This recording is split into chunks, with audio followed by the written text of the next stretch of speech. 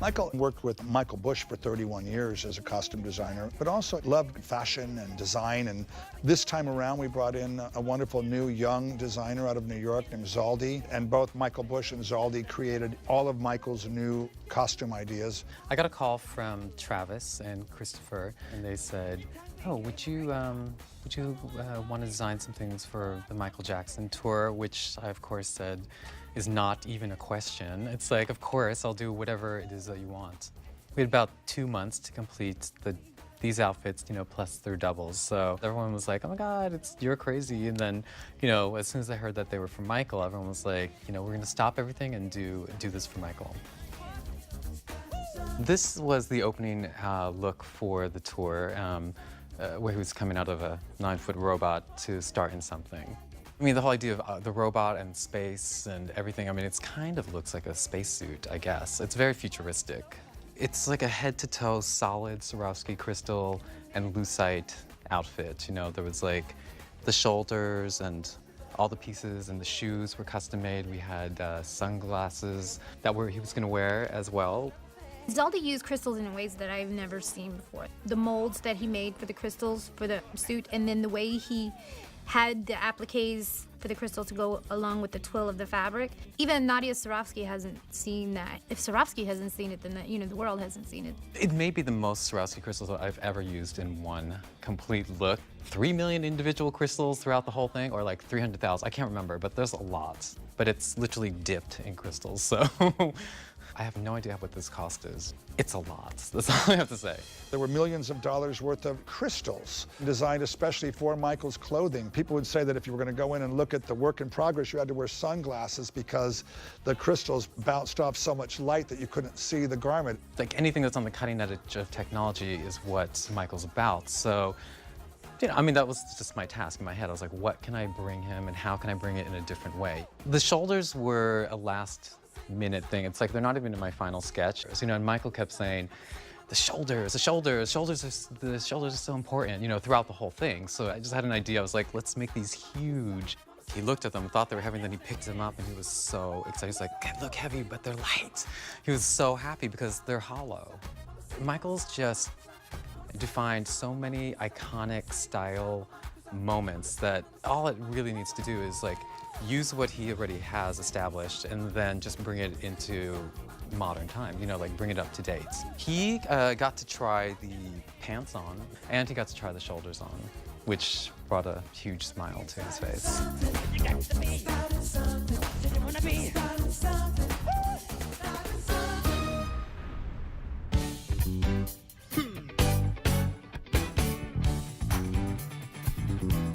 This suit was going to be for the J5 medley. I wanted to do this sort of like a dip dye, or something that looked like a dip dye of bugle beads and some crystals and stuff like that. It's on the shoulders, and then we have it also on the waistband. For the shoes for this outfit, Michael's like, I love spats, and I was like, for this one, let's do spats. So the original prototype for this outfit was a boot with the spats that were built in, but we found that they were too rigid. He was really hard to get into, hard for him to bend. So I decided, let's just take the loafer and we'll add a spat to it that's kind of very flexible, and we just come in from the back and slide into it like you're wearing loafers. A lot of the pants that I did have zippers all the way down the sides, so they're easy to take off. For example, the shirt is just Velcroed up the back, so no buttoning, none of that stuff.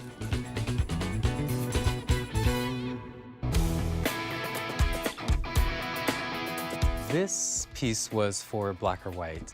I wanted it to be kind of hard, very a strong kind of message. So I started to look into samurai outfits and kind of came across, I think. I guess it's pretty powerful because it is so heavy with studding, I think it weighs about 10 pounds, so it's kind of heavy. It was originally going to close, and I thought, like, he's never going to be able to get into unbuttoning the jacket. So I just was like, I like that, and I showed it to him in a muslin, and he really loved it too. It took 5 days to say, this is the way we want the studs placed, and then they sent that pattern to the leather guy, and the leather guy placed the studs. I don't know how long it took him. I mean, this stuff is very tedious and time-consuming and had to have been done with a lot of love. So the studying was pretty complete. It's like we went all the way down into studded loafers, and I was looking at his feet and I was like, are those the same loafers that you've been wearing for like forever? And he's like, no, I have like 100 pairs of them. He's like, they're the only shoes that I can dance in. And I was just like, nobody's made you shoes before? I'm like, I am gonna make you shoes. And when I talked to the factory, I just said, they have to fit the exact same way on the inside. You know, he needs to feel like he's wearing his old loafers. I wanted to make sure that he didn't know he had a different shoe on. And we had one of Michael's shoes, and the factory in Italy, they're like, we do not want to do this, but can we please cut one of the shoes open so that we can make sure that the entire insides are fully analyzed and the fit is perfect. So that's what they did. My brother, it don't matter if you're black or white. All right,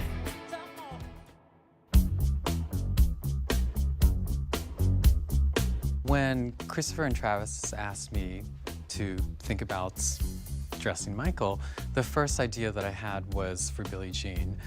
I kept the outfit pretty true to the original. You know, I mean, I had heard a story that the original jacket that he wore when he first did the moonwalk, he just pulled it out of his mother's closet. So we didn't want to stray away from the shape too much, but I just wanted to do a much smaller and refined sequin than the original. I was just thinking and thinking, and I was just like, God, wouldn't it be amazing if Billie Jean lit up the way that the sidewalk did in the video? So I started to do tons of research, and I saw one thing, which was from Philips Technology, and they seem to be the most advanced in this field. So I called them, and of course they came back and said, we would love to work on this outfit with Michael and you. Michael was always looking for the next breakthrough idea. He would send us out into the world and say, you know, come back with ideas. What new things are happening? I mean, the costume designers were working with scientists. There was new, you know, electronic technology woven into fabrics. What's so amazing what Philips can do is like, it can do any RGB color that's on your computer, so a million different color, and any color combination, any pattern, any pulse, any kind of rhythm that you want it to have. And what was gonna happen first was the socks were gonna light up, and then it was gonna come up through the tuxedo stripe, and then it was gonna come up at another point through a stripe that we put through the jacket and underneath, and then come off into his glove. Basically, the way that you made it work was somebody had a remote control like you were playing a Wii game. And you could basically tell it to change colors to rainbow, or to be white, or to pulse, you know. And each piece works by itself, but can be controlled within one unit.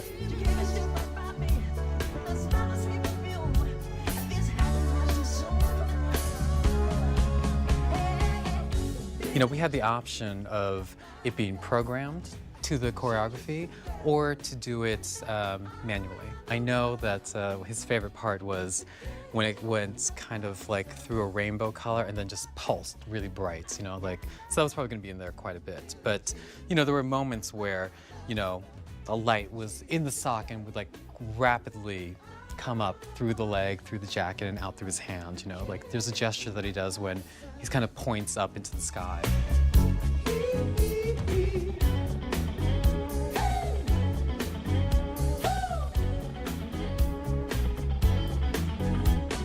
I was really happy that Michael was able to try on the pants. He actually got to see them work, and we positioned them in front of the mirror.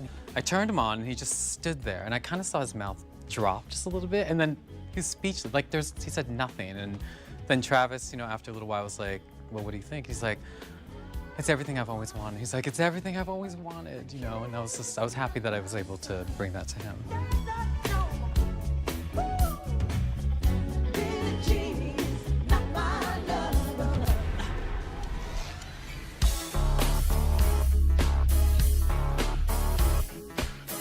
I thought Thriller was going to be really easy to do, but it actually turned out to be the hardest one for me because it is such an iconic jacket, and I didn't want to take it too far away, but yet I didn't want it to be, I want it to be really fresh. I was looking at the quilting that's on that was on the shoulders, and I was just like, I don't want to do it, I don't want to do it. And I was just like, I know, I'll do blood. I'll just do like embroidered blood. And I told Michael, he's like, oh, I like it.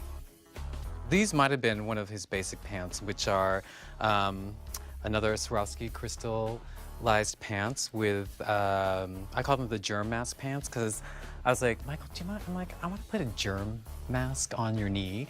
You know, I'm like, you own that mask. Let's have more fun with it, you know, and he loved the idea. I was going to propose these red and black loafers, but, you know, we had also, you know, 3 different kinds of black loafers that he would be able to choose from. Michael got to see the t-shirt. I actually got to try it on with some of the outfits. It's the MJ logo again, but just in the outline of all the Swarovski crystals. One of the hidden secrets that I had from Michael too was a special lining for Thriller, which unfortunately he didn't get to see, but it is a Thriller wolf biting a Swarovski crystal, which I think he would have loved, you know.